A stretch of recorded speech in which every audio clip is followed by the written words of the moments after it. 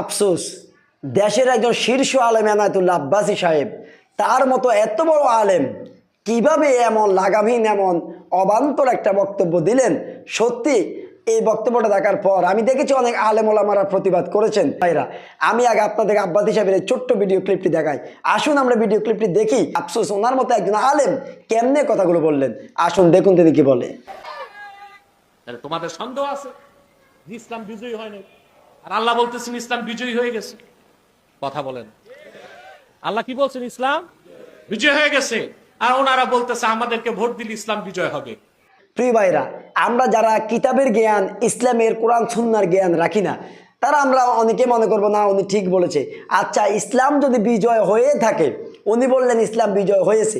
আচ্ছা, ইসলাম যদি বিজয় হয়ে থাকে তাহলে আল্লাহর রাসূল মুসলিম শরীফের হাদিসে কেন বললেন পৃথিবীর পূর্ব থেকে পশ্চিম পর্যন্ত আল্লাহ আমার উম্মতকে দেখাবেন এবং গোটা পৃথিবীর রাজত্ব আমার উম্মতের হাতে আল্লাহ দান করবেন।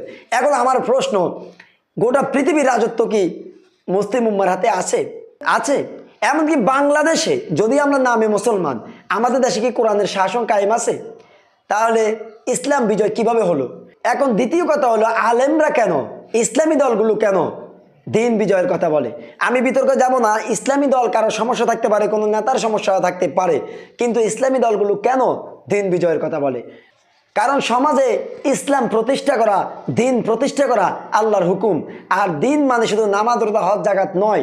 নামাজ রোজা হজ জাকাত তো সারা পৃথিবীতে যেখানে বিধর্মীরা দেশের শাসক, সেখানেও নামাজ রোজা হজ জাকাত কায়েম আছে। কিন্তু দিন কি বিজয় আছে? রাষ্ট্রীয়ভাবে কি ইসলাম পালন করা হয়?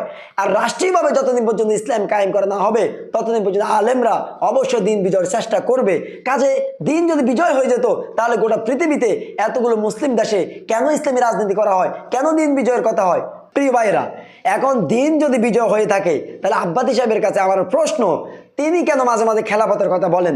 তিনি কেন বলেন আল্লাহর জমিনে আল্লাহর দিন বাস্তবায়ন করতে হবে, গোটা জমিনে খেলাফত কায়েম করতে হবে? তাহলে দিন তো বিজয় হয়ে গেল, আপনি আবার খেলাফত কায়েম করবেন কেন? মূলত দিন বিজয় রাসূলের আমলে, রাসূলের শাসন আমলে হয়েছে, কিন্তু গোটা পৃথিবীতে দিন বিজয় আল্লাহ রাসূল বলেছেন কিয়ামতের পূর্বে পৃথিবীর এমন কোনো জায়গা থাকবে না, যার জন্য আল্লাহ কুরআনুল কারিমে সূরা সফের 9 নম্বর আয়াত, সূরা তওবার একটা আয়াতে, একই কথা আরো একটা সূরাতে আল্লাহ বলেছেন যে আল্লাহ তার রাসূলকে দুনিয়াতে প্রেরণ করেছেন সত্য দিন সহকারে সমস্ত বাতিল মতবাদের উপরে আল্লাহর দিনকে বিজয় করার জন্য। এখন গোটা পৃথিবীতে বাতিল মতবাদ বেষ্টন করে আছে, আল্লাহর দিনকে কায়েম আছে।